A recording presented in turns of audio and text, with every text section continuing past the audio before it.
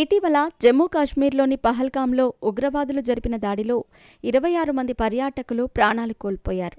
దీనికి ప్రతీకారంగా భారత ప్రభుత్వం ఆపరేషన్ సింధూర్ పేరిట పాకిస్తాన్, పాక్ ఆక్రమిత కాశ్మీర్లోని ఉగ్రవాద స్థావరాలపై మెరుపుదాడులు చేసింది. అటువైపు పాకిస్తాన్ కూడా ప్రతిదాడులు చేసింది. ఈ క్రమంలో శత్రు సైనికులతో పోరాడుతూ పలువురు భారత సైనికులు కూడా అమరులయ్యారు. అందులో ఆంధ్రప్రదేశ్లోని సత్యసాయి జిల్లా కళ్ళెతండాకు చెందిన మురళీ నాయక్ కూడా ఉన్నారు. సైనికుడిగా దేశానికి సేవ చేయాలని 2022లో అగ్నివీర్గా సైన్యంలో ఆర్మీలో చేరాడు మురళీ నాయక్. ఆపరేషన్ సింధూర్ ముందు వరకు వేరే చోట పనిచేస్తున్న అతను భారత్, పాక్ దేశాల మధ్య ఉద్రిక్తతలతో కాశ్మీర్కి వచ్చారు.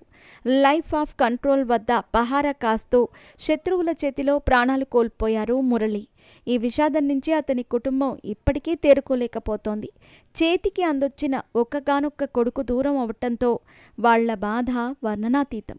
ఈ క్రమంలో మురళీ నాయక్ కుటుంబానికి సినీ, రాజకీయ ప్రముఖులు అండగా నిలుస్తున్నారు. తాజాగా టాలీవుడ్ ప్రముఖ యాంకర్ స్రవంతి కూడా అమర జవాన్ కుటుంబానికి ఆర్థిక సహాయం అందించేందుకు ముందుకు వచ్చింది. తాజాగా జరిగిన solo boy cinema trailer release కార్యక్రమానికి స్రవంతి యాంకర్గా వ్యవహరించింది. ఈ వేడుకలో ముఖ్య అతిథులుగా జవాన్ మురళీ నాయక్ తల్లిదండ్రులు కూడా హాజరయ్యారు. ఇదే సందర్భంగా యాంకర్ స్రవంతి జవాన్ కుటుంబానికి ₹1,00,000 ఆర్థిక సాయం ప్రకటించింది. దేశం కోసం ప్రాణాలిచ్చిన బిడ్డను తిరిగి తీసుకురాలేమని, తమ వంతుగా ఆర్థిక సాయం మాత్రం చేయగలమని ఆమె ఎమోషనల్ అయ్యింది. దేశాన్ని కాపాడే బిడ్డను కన్నందుకు వారికి కృతజ్ఞతలు చెప్పింది. సోలో బాయ్ ట్రైలర్ రిలీజ్ వేడుక పూర్తి కాగానే డబ్బులు ట్రాన్స్ఫర్ చేస్తానని ఆమె తెలిపింది.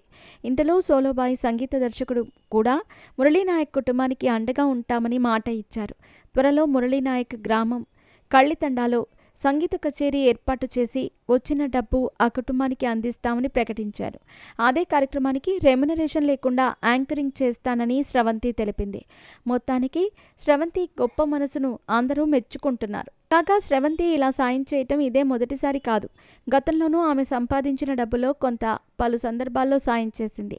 గతేడాదిలో భారీ వర్షాలతో 2 తెలుగు రాష్ట్రాలు అతలాకుతలమైనప్పుడు స్రవంతి కూడా తన వంతుగా ₹1,00,000 ముఖ్యమంత్రి నిధికి పంపింది. మొత్తానికి స్రవంతిలో అందమే కాదు, మంచి గుణం కూడా ఉందంటూ నెటిజన్లు ప్రశంసిస్తున్నారు.